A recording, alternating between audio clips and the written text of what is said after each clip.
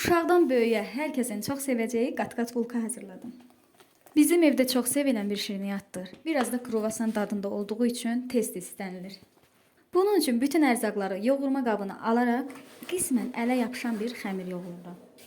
Yoğrulmuş xəmiri 1 saat dincəldib, sonra kündələrə ayırıram və bu formada yağlayaraq üst-üstə yığıram. Təxmini 5-6 qat olur. Üzərini streslə bağlayaraq 15 dəqiqə dincəldirəm. Bu formada xəmir dincəldiyi üçün daha rahat yayılır.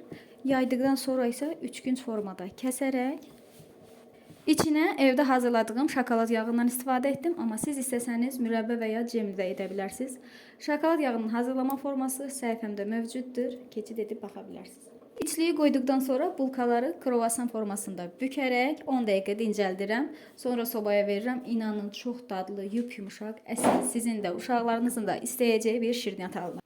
Videonu izlədinizsə bəyənib rəy yazmağı unutmayın. Növbəti videolarda görüşənədək hələlik.